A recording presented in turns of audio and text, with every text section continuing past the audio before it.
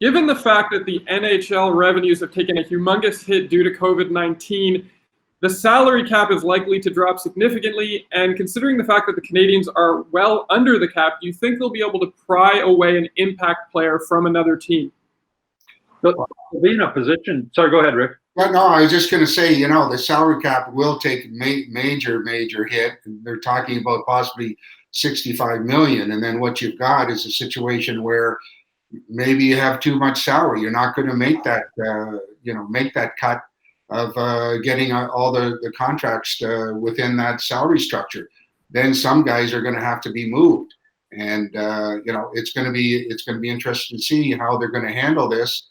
And they've got a lot of work to do in the front office when it comes down to who gets what. And again, the big question is, okay, we would like to find a name to come into Montreal that could do great things, but it's not really an attractive place at this point because of the past record of not showing a lot of positive for a Stanley Cup run. But that being said, they're in the Stanley Cup playoffs, so anything can happen.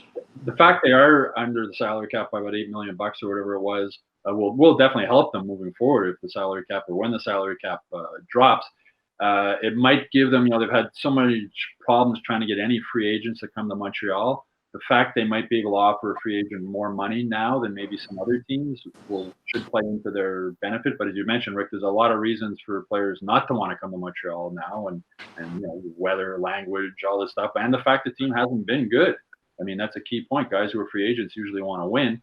And it's going to be tough also for guys who are becoming free agents, like Max Domi, who's a restricted free agent. You ought to wonder if he's going to make what he would have made before COVID. You have to think not, as the salary cap goes down.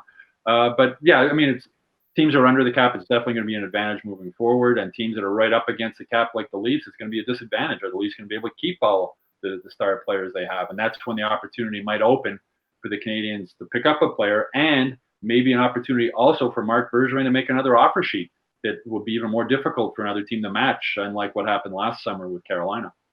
I think on paper, it's definitely an advantage for the Montreal Canadiens that they're under the salary cap and they have this money. But as you mentioned, Stu, that they've had this money for quite some time now, and they've had difficulty getting a free agent to come here, and that money's just been burning a hole in their pocket.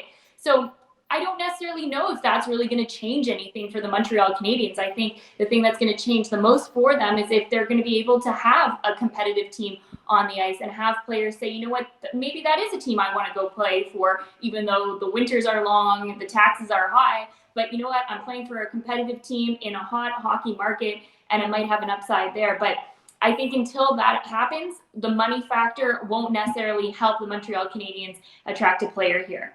Yeah, I mean, the Canadiens let Radulov and Markov go for nothing. They got nothing in exchange for them, and then they had nobody to take the money that was left over, and they've been in that situation for 3 years. So over the last 3 years, they played roughly $8 million under the cap each year. That's $24 million extra in Jeff Molson's pocket, and they say a playoff game earns about $2 million. That's the equivalent of 12 playoff games.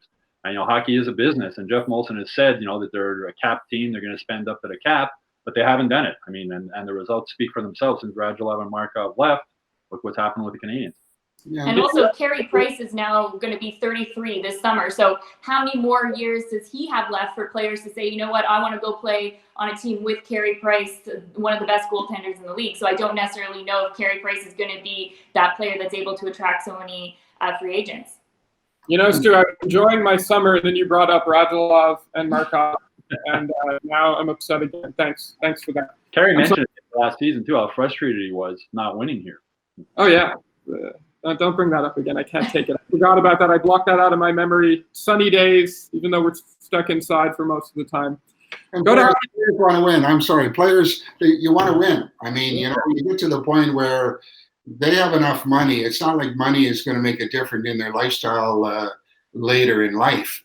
They have their millions, a lot of these guys. So the bottom line for them is they want to go into a really nice environment where they have a good team, and they have some success, and they have a real good chance of maybe getting a Stanley Cup. And that's the ultimate goal, and that's what drives these guys to do what they do. And money, it's secondary when you get to some of these guys that are free agent and they already have their 7 years of their millions in the bank. So the motivation for a lot of them is let's if I'm going to decide something, let me go somewhere where I can have a sniff of drinking out of a Stanley Cup. There'll be no sniffs of drinking out of the Stanley Cup in Montreal anytime soon. Go to Hockey Inside Out now and check out this week's full episode.